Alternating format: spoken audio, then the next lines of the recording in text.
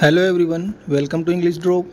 तो आज की इस क्लास में हम बात करेंगे राजस्थान की पूर्व परीक्षाओं में पूछे गए टॉप 20 क्वेश्चंस। टॉप जीके के 20 क्वेश्चन, ऐसे क्वेश्चन जो बार बार एग्जाम में रिपीट होते हैं। आज का पेपर नंबर होगा 3rd। तो बात करें क्वेश्चन नंबर फर्स्ट की। फर्स्ट क्वेश्चन लिखा है, राज्य में 7 रंगों वाला मार्बल कहाँ पाया जाता है। राजस्थान में 7 रंगों वाला मार्बल कहाँ पाया जाता है। ऑप्शन ए है फलोदी जोधपुर, बी पचबदरा बाड़मेर, सी खांदरा गांव पाली, या फिर डी श्रीनगर अजमेर। तो 7 रंगों वाला मार्बल है वो राजस्थान में खांदरा गांव पाली के अंदर पाया जाता है, ऑप्शन सी। सेकंड क्वेश्चन है, राज्य में लोहा अयस्क उत्पादन के प्रमुख क्षेत्र कौन से हैं। राज्य में लोहा अयस्क उत्पादन के प्रमुख क्षेत्र कौन से हैं। ऑप्शन ए है मोरिजा, बानोला, नीमला रायसेला और डाबला। तो ऑप्शन ए है उसमें जो मोरिजा, बानोला, नीमला रायसेला और डाबला ये जो स्थान है ये लौह अयस्क उत्पादन के लिए प्रमुख क्षेत्र है। मोरिजा बानोला जो क्षेत्र है वो जयपुर के अंदर है, और नीमला रायसेला जो उत्पादन क्षेत्र है वो दौसा में है, और डाबला झुंझुनू में है। थर्ड क्वेश्चन है, देश की पहली जैतून तेल की रिफाइनरी कहाँ पर लगाई गई है। देश की पहली जैतून तेल की रिफाइनरी कहाँ पर लगाई गई है। ऑप्शन ए है पीलीबंगा, बी है रावतसर, सी है सांगरिया और डी है लूणकरणसर। तो जो पहली जैतून की रिफाइनरी है वो लूणकरणसर बीकानेर, लूणकरणसर बीकानेर के अंदर लगाई गई है। फोर्थ क्वेश्चन है, राजस्थान में देश की पहली रेल बस सेवा कहाँ प्रारंभ की गई थी। देश की पहली रेल बस सेवा राजस्थान में कहाँ प्रारंभ की गई थी। Option A Mavli, B Merta city, C Sojat city और डी सिरोही रोड। तो यहाँ से हमारा आंसर हो जाएगा मेड़ता सिटी में पहली राजस्थान की और देश की रेल बस सेवा प्रारंभ की गई थी। राजस्थान में कौन सी जलवायु नहीं पाई जाती है। ऑप्शन ए उष्ण, बी आर्द्र अर्धशुष्क, सी ध्रुवीय और डी आर्द्र। तो राजस्थान में ध्रुवीय जलवायु है वो नहीं पाई जाती है। क्वेश्चन नंबर 6 है, राजस्थान में मावट की वर्षा निम्न में से कौन सी फसल लाभान्वित है। मावट की वर्षा से कौन सी फसल को लाभ मिलता है। मूंग, बाजरा, गेहूं और ज्वार। तो जो सर्दियों के टाइम पे जो होती है फसल, रबी की फसल, वो मावट की वर्षा से लाभान्वित होती है, उनको लाभ मिलता है, वो है ऑप्शन सी गेहूं। नेक्स्ट क्वेश्चन है, क्वेश्चन नंबर 7, गरडदा सिंचाई परियोजना कौन से जिले में है। गरडदा सिंचाई परियोजना कौन से जिले में है। Option A Kota, B Chittorgarh, C Bundi और डी सवाई माधोपुर। तो गरडदा सिंचाई परियोजना है वो बूंदी में है, ऑप्शन सी।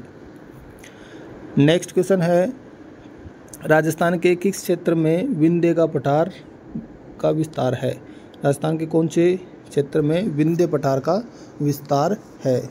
तो यहाँ से हो जाएगा ऑप्शन सी, दक्षिण पूर्वी जो राजस्थान का क्षेत्र है वहाँ पर विंध्य पठार का विस्तार है। और ये जो विंध्य का पठार है या दक्षिण पूर्वी पठार है, इसको क्या कहा जाता है, हाड़ौती का पठार भी कहा जाता है। हाड़ौती का पठार भी इसको कहा जाता है। नेक्स्ट क्वेश्चन है, हर्ष पर्वत किस जिले में स्थित है। हर्ष पर्वत किस जिले में स्थित है। सीकर, अजमेर, अलवर, जयपुर। तो हर्ष पर्वत है, हर्षनाथ की जो पहाड़ियाँ है वो सीकर के अंदर स्थित है। क्वेश्चन नंबर 10 है, प्रतापगढ़ व बांसवाड़ा के मध्य का मैदान कहलाता है। प्रतापगढ़ और बांसवाड़ा के मध्य के जो मैदान है उनको क्या कहा जाता है। तो प्रतापगढ़ और बांसवाड़ा के मध्य में 56 गाँवों का एक मैदान है जिसको क्या कहा जाता है, 56 का मैदान कहा जाता है, ऑप्शन सी। नेक्स्ट है, जरगा और रागा की पहाड़ी के मध्य का क्षेत्र क्या कहलाता है। जरगा और रागा की पहाड़ी के मध्य का क्षेत्र कांठल, देशहरो, गिरवा या ऊपरमाल। तो जरगा और रागा की पहाड़ियों के मध्य एक हरा भरा स्थान है जिसको कहा जाता है, जो हमेशा हरा भरा रहता है, उसको कहा जाता है देशहरो, ऑप्शन बी। नेक्स्ट क्वेश्चन है, लूनी नदी के दाईं ओर से मिलने वाली कौन सी नदी है? लूनी नदी में एक दूसरी नदी है वो मिलती है, वो कौन सी तरफ से मिलती है? दाईं ओर से मिलती है।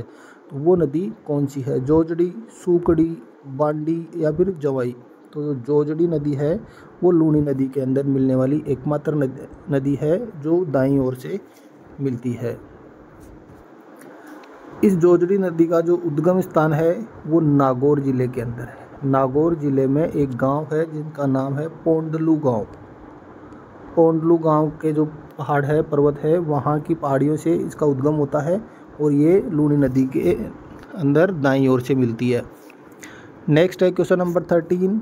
कांकणी, कांथली, साबी, गग्गर, मेंथा, बांडी, रूपनगढ़ आदि किस प्रकार की नदियाँ हैं? तो ये बंगाल की खाड़ी में जल को ले जाती है, अरब सागर में जल ले जाने वाली है, या आंतरिक जल प्रवाह की नदियाँ हैं, या फिर इनमें से कोई नहीं।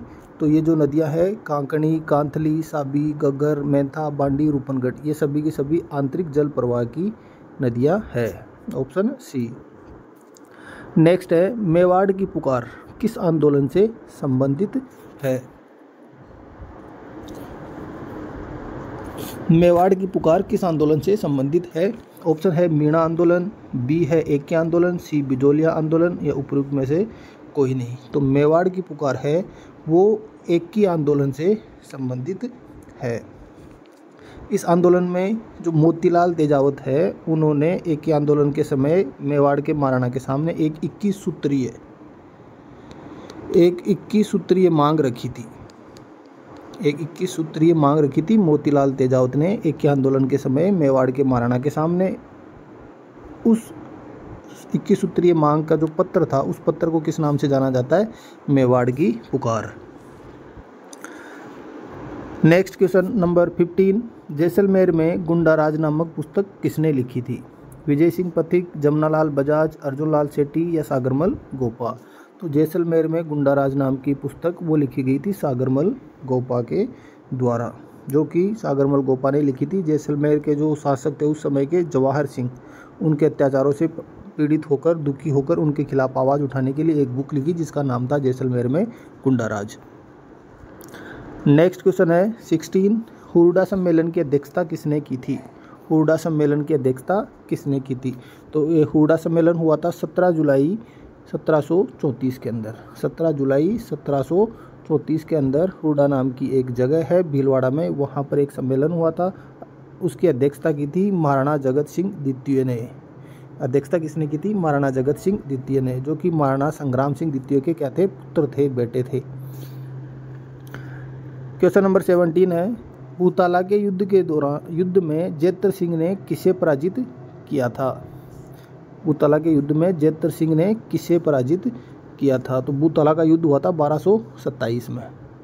1227 में जैत्र सिंह और इल्तुतमिश के मध्य युद्ध हुआ था। इसमें जैत्र सिंह को विजय प्राप्त हुई थी भूताला के युद्ध में 1227 में।